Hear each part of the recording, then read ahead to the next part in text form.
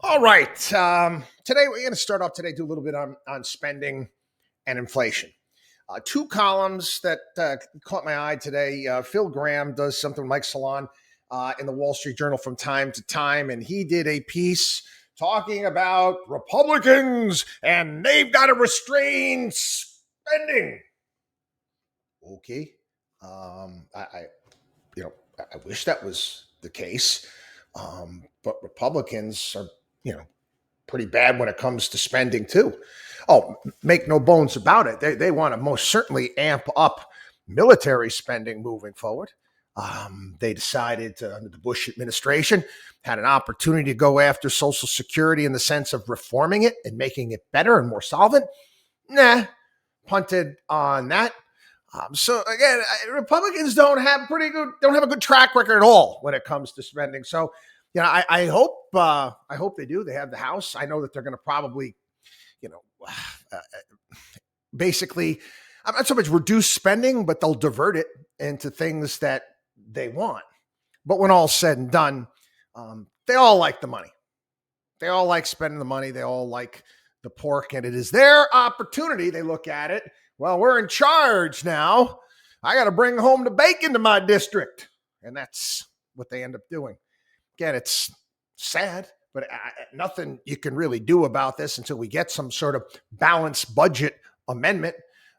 I wish we had one in the Constitution. Calls for something that I think people might want to agree on. You know what? Don't spend any more than you're taking in. I don't know. Novel concept to me. Again, we've tried this a million times. Go back to Barack Obama. Go back to Barack Obama who was fighting with John Boehner. And then they put the committee to save the world there. All these senators in a room to try to come up with government spending cuts and revenue increases and all this stuff. And then you got nothing. Got nothing. And you had that reform bill that was put forth and it was rejected. There's no compromise.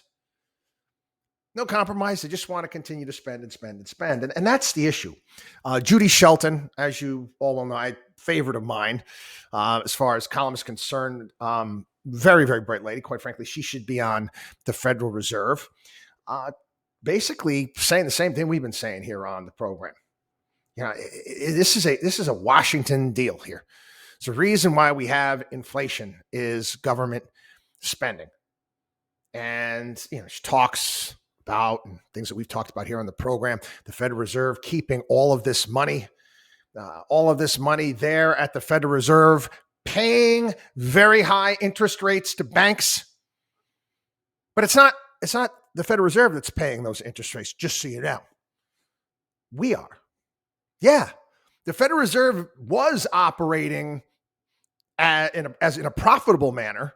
Now it's operating in an unprofitable manner, meaning the Treasury needs to kick money into the Fed to make those interest payments.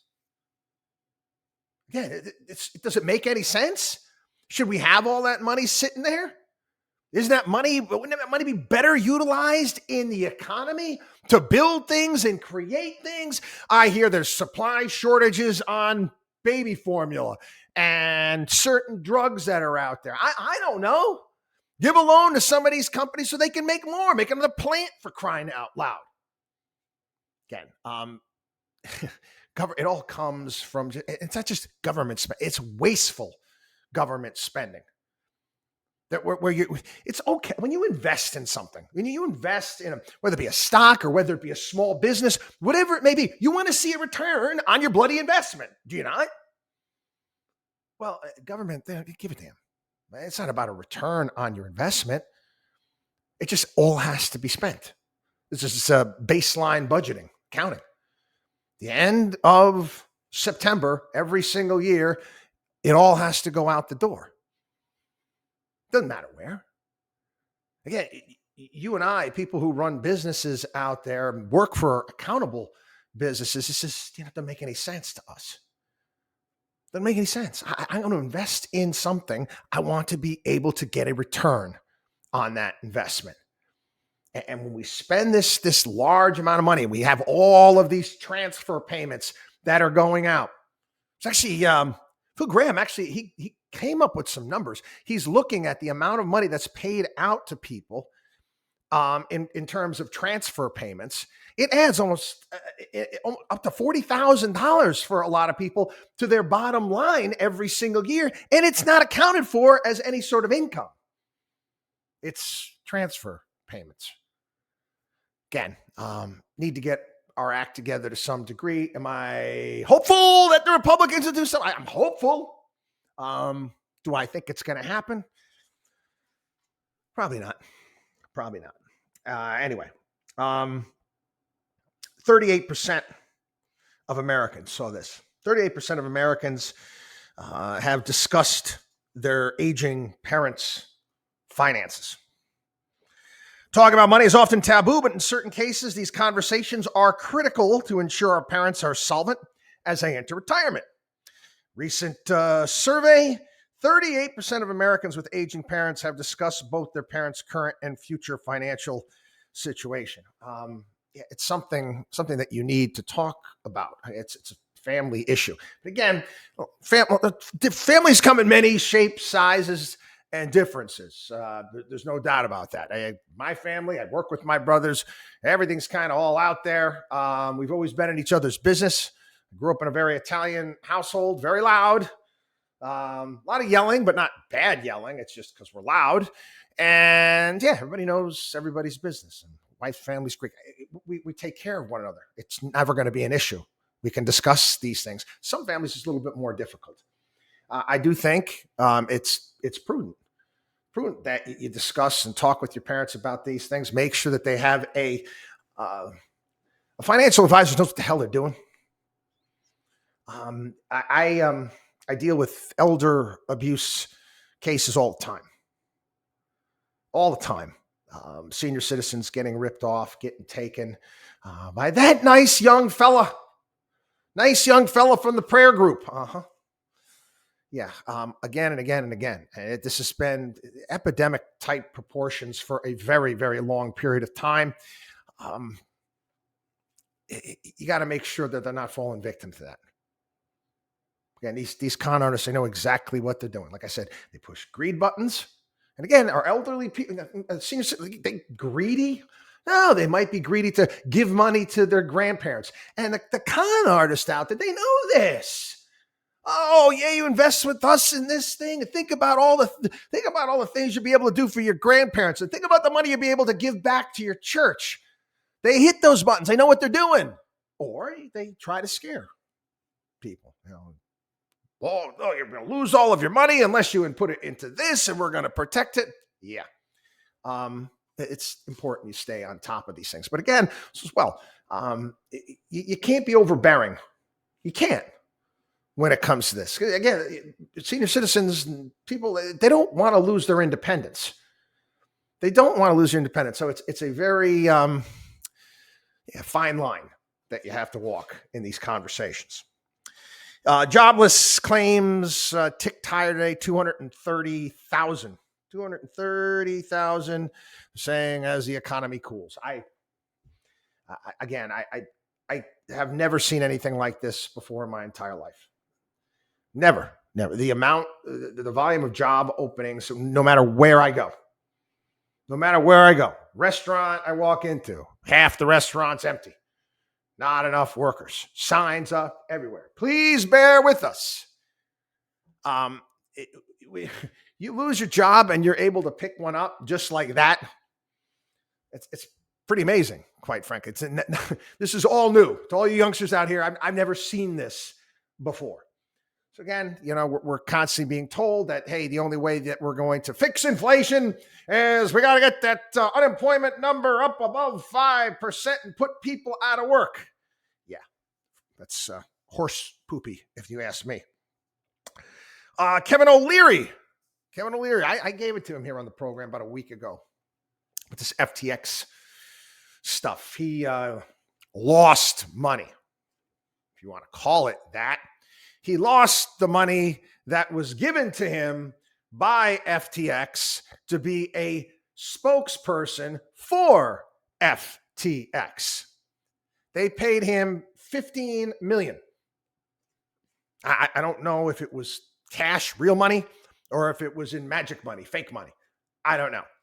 But he claims that he lost close to 10 million and another million and something else because of the bankruptcy. And then the rest was taxes that he had to pay and agents' fees and whatnot.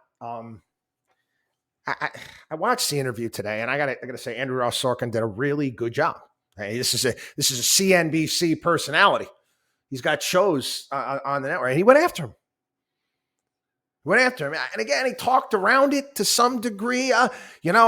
His line is that he fell prey to groupthink. And I don't know. Like I said, only he knows whether or not that's the case. I mean, he screwed up royally. I took one look at this thing. We talked about this before, and I knew it was just crap. It was garbage. I don't care that Kevin O'Leary's endorsing it, and Matt Damon is endorsing it, and Larry David is endorsing it. They were trying to lend credibility to the damn thing. There's actually news today that Sam Bankman-Fried actually tried to get Taylor Swift. You got to be some sort of special kind of evil. I guess he was doing it this last summer, if I'm not mistaken. Taylor Swift to endorse. Yeah, what you got to make sure you get all the kids out there. Got to make sure you get all the kids out there with their birthday money and the money that grandma and grandpa gave them. You got to get them trading cryptos. Keep the Ponzi scheme alive. Anyway, back to Kevin O'Leary. He wouldn't be the first person that fell victim to groupthink. There's I'm paraphrasing this, Stanley Druckenmiller, very famous investor, put in a ton of money into .coms right before the whole rug got pulled out from underneath it. And he was actually asked about it, and he said, what I did was wrong, and I knew it was wrong, but I did it anyway. So I'm paraphrasing. I should probably get the exact quote from him. But yeah, he's not the only one that's fallen victim to that. Story out of my state. It doesn't surprise me at all. Staggering number of wealthy Americans fled New York in the early days of the COVID pandemic, departing the state with the highest tax burden in the nation. The number of New Yorkers earning between $150,000 and $750,000 fell by about 6% between 2019 and 2020. The number was even greater among high earners. Individuals earning more than $750,000 plunged by nearly 10% during that same period. These are your best. You want to look at this. Look at your taxpayers as customers. You're losing your best customers. Your best customers are walking out the door. You think you might want to do something about that. Like I said, I should put a countdown clock behind me here. The amount of time it's, my youngest son graduates in about a year and a half, and I can get out of Dodge. This is kind of fun. But I bet we talked about here on the podcast about the 3 ways to make money on Wall Street. 1, to be the middleman, to be the casino, to collect your vig, make money on flow. The other one was what? Pump and dump. Find the greater fools out there, pump something up and sell it to them. And the third way is my way. Everything in life that has meaning, value, and worth involves work, time, and effort. Just to demonstrate to you that the type of money that is made by flow, that's right, just being in the transaction business. Ken Griffin, billionaire Ken Griffin, Citadel. We're talking about a Christmas party. You ain't ever been at a Christmas party like this. He flew everyone in from all of his offices around the globe, flew them to Disney World, had a massive party there, and hired bloody Coldplay to play at Disney World for them. Now, I don't know what the bill was, but it wasn't cheap. So don't doubt me when I tell you how money is made. Anyway, got a kick out of this. Elon Musk going after San Francisco mayor after The offices of Twitter in San Francisco, Musk is just, he's down to, he's short-staffed. He's short-staffed, got rid of a lot of people, people quit. So obviously the people that are there are going to they're going to be burning a midnight oil. They're going to be working hard. You think Musk's walking around like Lumbergh from Office Space. I'm going to need to have you come in on Saturday. No, he's not doing that. Believe me, I think these people are going to be compensated and compensated well.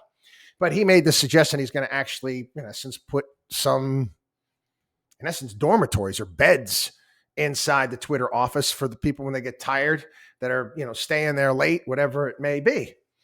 And sure enough, some busybody liberal Karen decided to we gotta let the Department of Buildings know about this. It's gonna turn them in. Yeah, again, lefties, you guys are whacked, man. You really are. Anyway, Musk went after it. He basically asking the mayor of San Francisco, "Where are your priorities? Where are your priorities?" Because you got, kid just died. I picked up fentanyl by accident off the street, dead. You might want to prioritize handling these things. You really do. Here's what he said exactly. He said on Twitter. So, City of San Francisco attacks companies providing beds for tired employees instead of making sure kids are safe from fentanyl. Where are your priorities? No, it's again the drug problem that we have right now. And I'm going to speak great lengths this weekend on the show. Sam Quinones has done unbelievable work. He used to work for the LA Times. He's putting out a couple books, and he's been basically following the drug problem, the homelessness problem that we have in this country. And it comes from the drugs. There's no more heroin. Heroin doesn't exist. We solved the heroin problem. We got a bigger one. It's a fentanyl problem. And the thing about fentanyl is no growing season. You can make it wherever the hell you want. You don't need a lot of space to go ahead and make the stuff. And it's highly addictive. And they're getting into how bad it is and how it's messing with people's brains. But it's one thing worse is they have this new, I want to call it Walter White, crystal meth that's out there that's 99% pure. 99% pure. Prior to that, it was about 50% pure. And it actually causes psychosis. You see why we got all these problems with homelessness here in the United States and acting out, and all these crazy things are happening? It's the drugs. It's the drugs. People say they have mental issues. Yeah, they do, because of the drugs. It was interesting. They were talking about this and what these drugs do. It basically takes away your natural instinct for self-preservation. You don't give a damn. You will live in any squalor, any filth just to get more of this drug. And the thing is, as well, is it takes a hell of a lot longer to get off this drug. Again, we need a national solution. And I'm sorry. We've got a lot of empty office buildings around the country. I don't know what you got to do. You got to turn them into, some sort of treatment centers, because these drugs, they're going to eventually kill these people, but these people are going to also kill others. They need to be taken off the streets. Just round it up. Enough with this needle sharing stuff. Not needles. They don't even need needles. It's not how they do fentanyl, is it? I don't think they do fentanyl needles anymore. The places where they're giving out Narcan. No, you got to get these people off the street. They're a menace, a danger to society. They're making them violent. They're making people violent, doing crazy things, all this stuff. And I'm like, geez. I knew about the fentanyl, but I didn't even know about this, this batch of crystal meth that's everywhere. Bet you didn't know this. Bet you didn't know. Well, maybe you did. Maybe you've just automatically assumed that everything and anything in America is racist. Oh, yeah, everything. Everything is racist here in the United States. Washington Post coming out and saying Shark Week. That's right. Shark Week is racist. Way too many white guys on that show. And you know what they also said too in the column? Way too many white guys named Mike. This is in the Washington Post. Shark Week is racist, and there's too many guys named Mike. Listen, I married into a Greek family. I go to the church. Nick, and George. I mean, hey, my son's name is Nico. I'm used to it, I guess.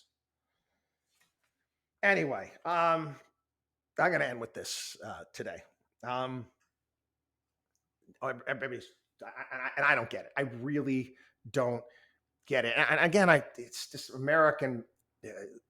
We're got this voyeurism, fetish here in this country with the all of the reality shows and housewife programs and looking into people's lives. And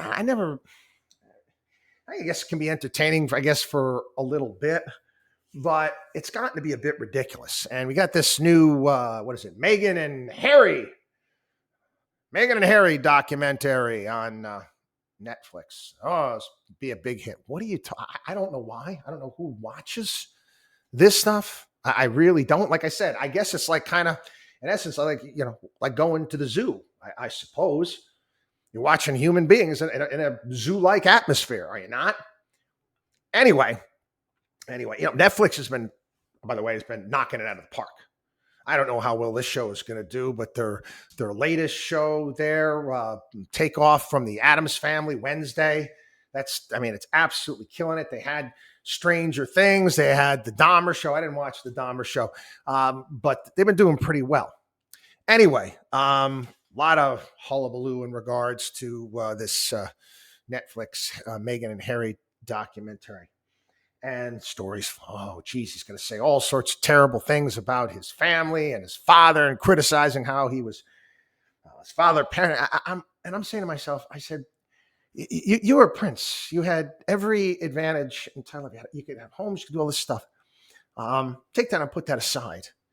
I can go Michael Corleone on this one. Michael Fredo was yelled at him because he didn't like the way that he spoke to Mo Green.